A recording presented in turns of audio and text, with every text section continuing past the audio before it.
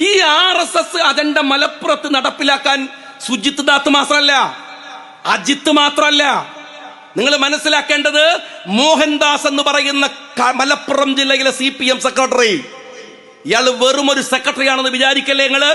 അയാളുടെ political background പരിശോധിച്ചാൽ, അയാളുടെ വെയർഅബൌട്ട്സ് പരിശോധിച്ചാൽ അറിയാം അയാൾ ആരാണെന്ന്. എത്രമേൽ ഭീകരമായ അജണ്ടകൾ വെച്ചു പുലർത്തുന്ന പിണറായിയുടെ കൈക്കാരനാണ് ഇയാളെന്ന് അറിയണമെങ്കിൽ നിങ്ങൾ മോഹൻദാസിനെ ഒന്ന് ഫോളോ ചെയ്ത് നോക്ക്. ചെറിയ കേസിലൊന്നും അവസാനിക്കൂല. വലിയ വലിയ സെറ്റിൽമെന്റിലുള്ള ആളുകൾ. ഈ മോഹൻദാസിന്റെ ഒത്താശയോടെയാണ് സുജിത്ത് ഇവിടെ ഈ പറയുന്ന കണക്കുകൾ മുഴുവൻ ഉണ്ടാക്കിയത്. കണക്കുണ്ടാക്കി. ഇതിന്റെ ഒരു ഘട്ടം നിങ്ങൾ പരിശോധിക്കണം കേട്ടോ. ഒന്ന്, സുജിത് ദാസിനെ ഉപയോഗിച്ച് കണക്കുകൾ ഉണ്ടാക്കുന്നു. മോഹൻദാസും അജിത്തും ഒക്കെ ചേർന്ന് ലീഡർഷിപ്പ് കൊടുക്കുന്നു. കണക്കുണ്ടാക്കി കഴിഞ്ഞാൽ കണക്കായല്ലോ. അപ്പോഴാണ് മുഖ്യമന്ത്രി വരുന്നത്. 5 ദിവസം മുമ്പ് മുഖ്യമന്ത്രിയുടെ പത്രസമ്മേളനം. വളരെ നിഷ്കളങ്കമായിട്ട് അദ്ദേഹം പറയുകയാണ്. ഞാനായിട്ടൊന്നും പറയുന്നതല്ല കേട്ടോ, മുഖ്യമന്ത്രിയായിട്ട് പറയുന്നതല്ല. ഞാൻ വായിക്കാം കണക്ക്. ഞാൻ പറയട്ടെ, മുഖ്യമന്ത്രി, അങ്ങ് വായിച്ച കണക്കിൽ മലപ്പുറം ഇന്ത്യയിലെ നമ്പർ 1 ക്രിമിനൽ ഡിസ്ട്രിക്റ്റ് ആണ്. അങ്ങ് പറഞ്ഞതരുത്. പക്ഷെ ഈ കണക്കാരാണ് മുഖ്യമന്ത്രി ഉണ്ടാക്കിയത്? അങ്ങയുടെ സുജിത്തല്ലേ? RSSന് ഈ നാടിനെ കൂട്ടിക്കൊടുക്കുന്ന അജിത്തല്ലേ? RSSകാരന് വിടുപണിയെടുക്കുന്ന മലപ്പുറം ജില്ലയിലെ മോഹൻദാസ് അല്ലേ?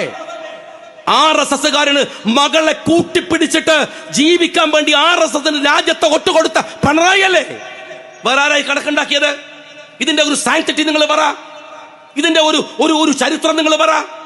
എന്നിട്ട് കണക്കുണ്ടാക്കിയിട്ട് നിഷ്കളങ്കമായി കണക്ക് വായിക്കുകയാണ് പിണറായി വിജയൻ, ഒരു നിഷ്കളങ്ക പാപത്തിന്. എന്നിട്ടോ അതും പോരാഞ്ഞ് ആശാരിച്ചിനെയും കടിച്ചിട്ട് പിന്നെയും മുമ്പോട്ടാണ്. എന്താണ്? ഒരു ഇന്ത്യയിലെ പ്രമുഖ പത്രത്തിനെ വിളിക്കുകയാണ്.